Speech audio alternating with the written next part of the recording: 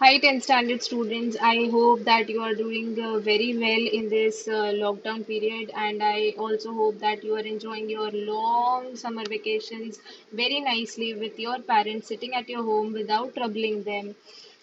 But this is a summer vacation and गर्मी बहुत ज़्यादा बढ़ गई है तो I just gave a thought, why not study something related to heat, and there was a chapter in your science textbook. Okay, so this is Vamakshi Verma, and we are going to start with the chapter number 5, heat.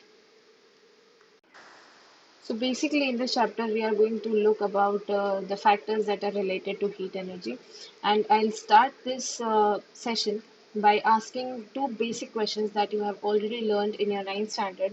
Okay, so let's start with the first question, and this would also be the revision of your previous, that is ninth standard. Let's start. So the very first question that comes here is what is heat? Okay, heat क्या है? ठीक है, तो ये heat word सुनते ही सबसे पहला picture जो मोस्टली सबके दिमाग में आ जाता है वो कुछ इस तरीके से होता है.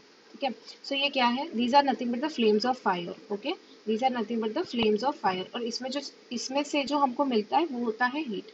ठीक है, और जो एक टाइप का हीट जो अभी हमको फील हो रहा है, समर चल रहा है इसीलिए, तो इस टाइप का कुछ हमको हीट अभी फील हो रहा है. Okay, because summer vacations are going on, and गर्मी यहाँ पे बहुत ज़्यादा है, मुंबई में खास करके.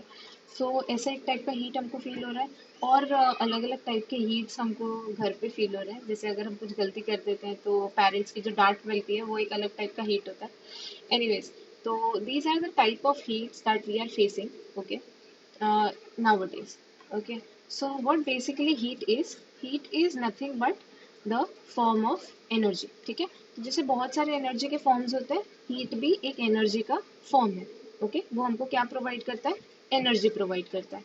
ठीक है, so heat is the form of energy. Okay, so अब हम ये देख लेते हैं कि नाइन्थ स्टैंडर्ड में हमने हीट के बारे में क्या पढ़ा था. ठीक है, तो एक छोटा सा रिवीजन ले लेते हैं कि हीट के बारे में हमने वहाँ पे क्या पढ़ा था लोअर स्टैंडर्ड में. So this is your very first picture. ठीक है, यहाँ पे this is nothing but the different forms of heat transfer. Okay, so this is nothing but the different forms of heat transfer. ये हम कैसे पढ़ेंगे? तो सबसे पहले एक अपैरेटस सेटअप कर लेते हैं. वो अपैरेटस में क्या क्या चाहिए हमको? एक heating coil. Okay, so this is your heating coil. You need a pan जिसमें एक हैंडल होगा. ठीक है, सो एक पैन है जिसमें हैंडल है लगा हुआ. Okay, and this is a heating coil, और ये पैन में हमने थोड़ा सा वाटर लिया हुआ है. ठीक है, now I explain you the very first word which is convection. ठीक है, सो कन्वेक्शन क्या है? सपोज कि ये हीटिंग कॉइल्स हीट अप हो गए और ये अपने हीट एनर्जी वाटर मॉलिक्यूल्स को ट्रांसफर कर रहे हैं.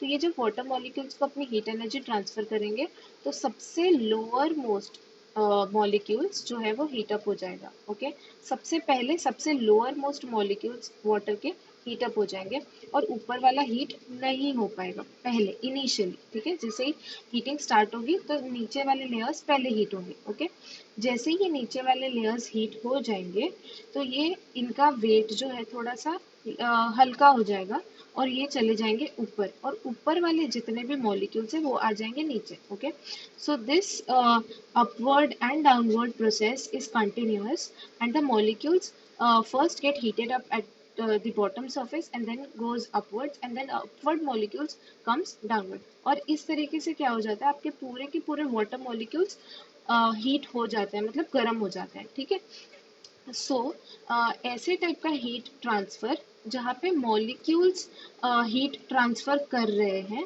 ऐसे टाइप के हीट ट्रांसफर को हम बोलते हैं convection. Okay, so this is a form of convection.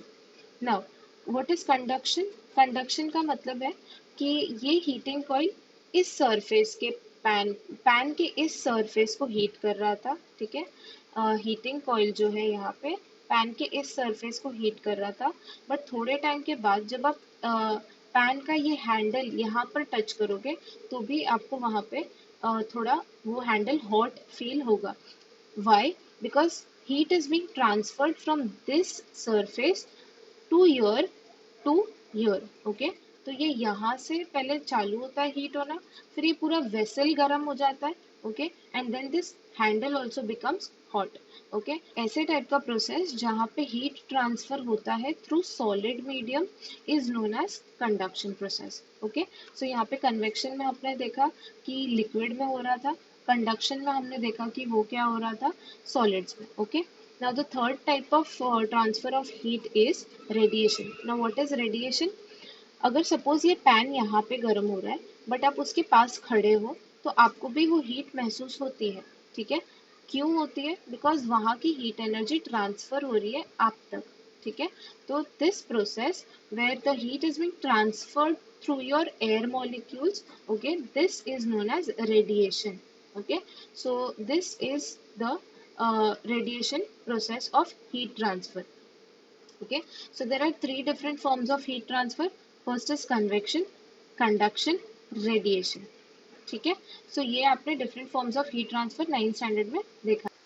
Okay, तो एक और एग्जांपल है जो आपने लोअर स्टैंडर्ड से पढ़ा हुआ है।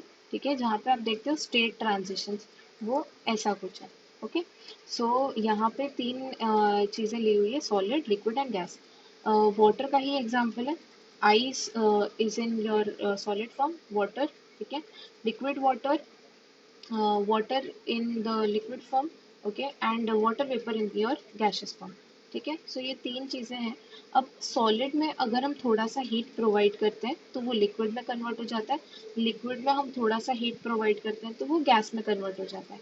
कैसे? Because we are giving heat energy, okay, we are supplying heat energy. ठीक है, साइमल्टेनियसली अगर हम हीट एनर्जी उसमें से निकाल दें तो गैस जो है वो लिक्विड में कन्वर्ट हो जाएगा और लिक्विड जो है वो सॉलिड में कन्वर्ट हो जाएगा। Okay, so I hope कि इतना क्लियर है। Okay, let's go with our second question and that is what is temperature? Okay, temperature का मतलब क्या होता है? टेम्परेचर वर्ड सुनते ही सबके दिमाग में एक पिक्चर बनती है, वो ये वाली होती है, थर्मोमीटर की। ठीक है, सो थर्मोमीटर बेसिकली क्या है? थर्मोमीटर एक इंस्ट्रूमेंट है जो कि मेजर करता है कि टेम्परेचर कितना है। ठीक है, ये भी आपने लोअर स्टैंडर्ड्स में पढ़ा हुआ है।